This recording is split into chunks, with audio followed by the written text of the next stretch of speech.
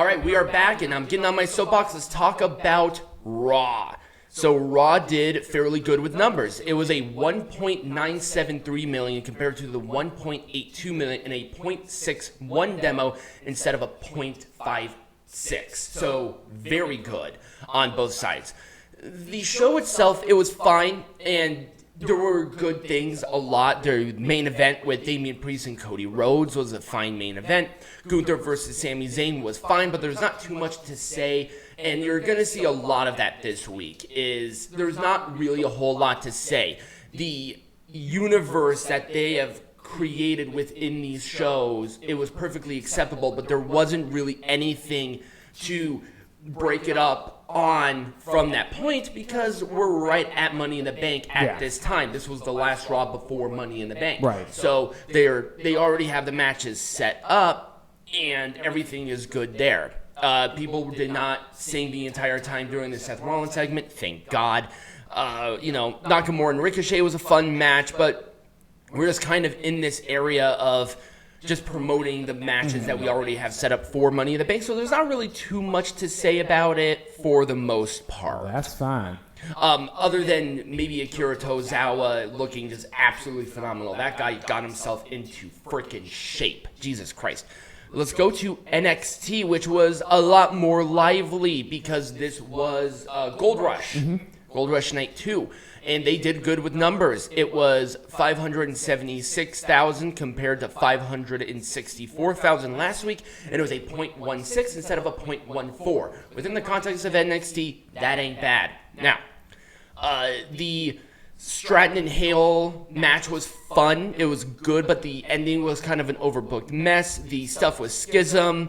It's fine, but once again, I just don't know if the grizzled young veterans are leaving WWE or if they're being called up, and I'm worried about that because they are going to be in a loser leaves NXT match next week. So where's that going to be? What is going to happen there? Carmelo Hayes and Baron Corbin had a really good match. It was very good. Corbin with the new theme song, Back to the Lone Wolf, and people lost their minds about that. And you can tell that he is in a much more comfortable position as the Lone Wolf than he was as the rich guy. Even though I thought he did okay as the rich guy. I thought he actually did okay as the poor guy, too. The Gallus and a No-Fate Blade match for the titles, it was fine. The Heritage Cup, I was a bit worried about because of how they structure the match with the rounds and points and all of that. And because WWE are very good at this, they managed to create the Heritage Cup matches very well around the parameters of those rules. Yeah. And it really works out for me. I liked Nathan Frazier and Dragon Lee. It was a good match, but you just can't go wrong with that. They created this. It's wonderful, and I'm very happy about it. Oh, and the Gigi Dolan and Kiana James match was an absolute nothing sandwich. It wasn't even like bad. It was just there. Oh, AEW. This was post Forbidden Door. Yep. I want you to keep that in mind. 809,000 people next to 902,000 last week. They almost lost 100,000 viewers. 100. That's not good, like at all. And it was a 0.24 demo next to a 0.35. Man. That is a big drop. Yeah. I mean, that is not a good... Ooh.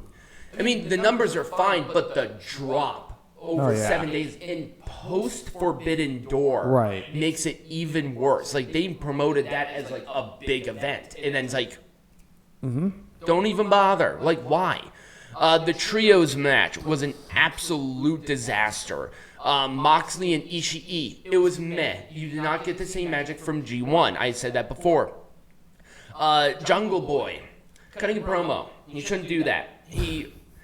I don't know what happened here, but as soon as he said I fucked, like, I think he said, like, I banged the hottest girl in AEW or something like that. He pulls down his glasses and stares in the camera before winking for 8 whole seconds.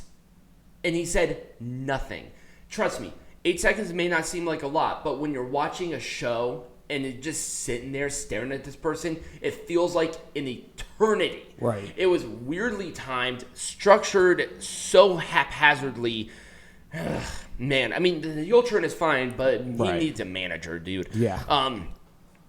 Sting, we have to bring him up again because he's sitting there flying off of a ladder into a table. He barely reached it. He cut himself really bad. He shouldn't be doing spots like that. He shouldn't be doing things at all. Like, why did he do this? Why? Because he feels like it. God, it's such a mess. It was a disaster. I mean, and, you know, I don't know. The whole show just felt so disjointed and messy and strange. Oh, and once again, the Blind Eliminator, Swerve and Our Glory are going to be teaming again. Why? They had a blood feud. Right. Like, Keith Lee was taken out by Swerve Strickland.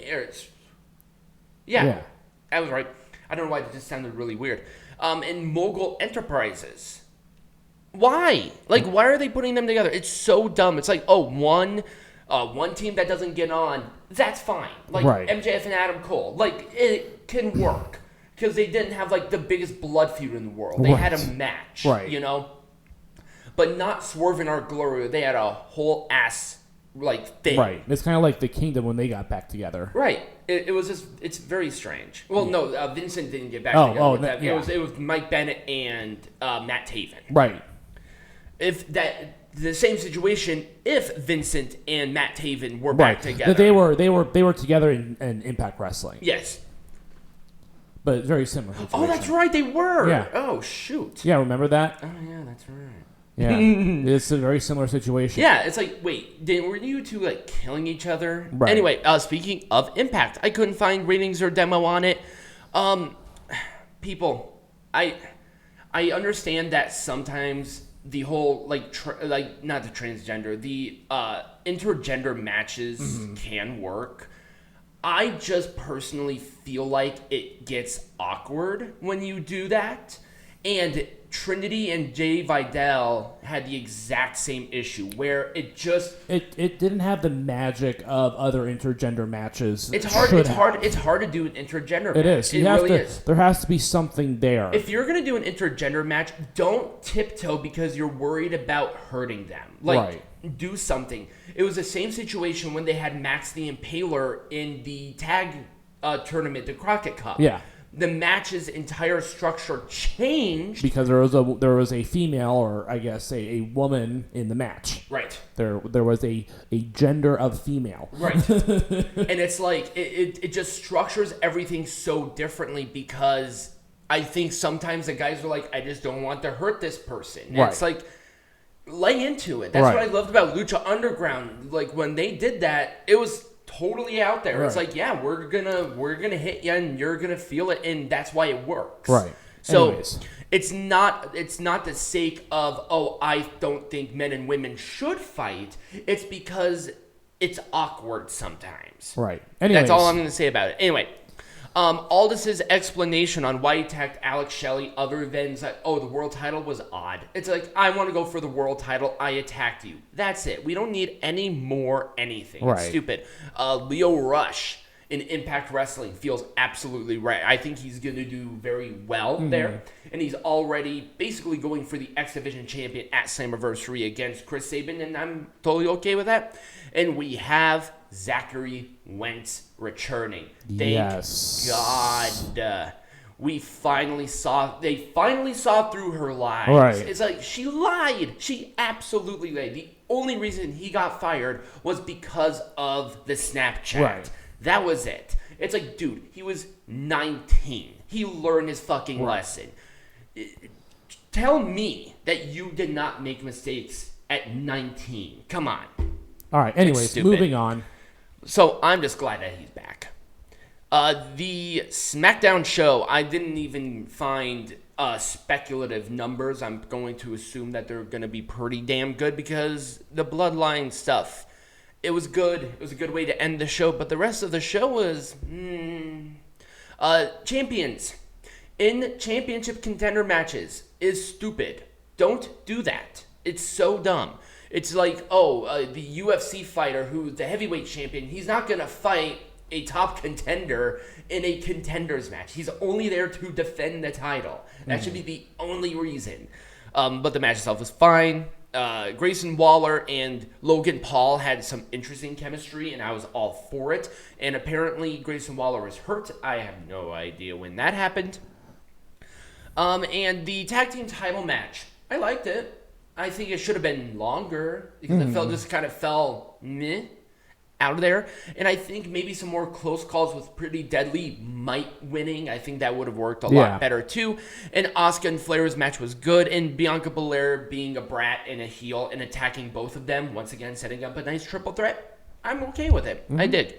And finally, Collision. So I don't have the numbers for obviously reasons because they don't come out until Monday. Yeah. But I want to give last week's because I want to illustrate how far this thing is going to fall. 595,000 people last week in a 0.21 demo. Right. That is a big fall. Yeah. That's 400,000 people just writing it off. It doesn't matter how many shows you put on. It doesn't matter. You got to put the right stuff in place.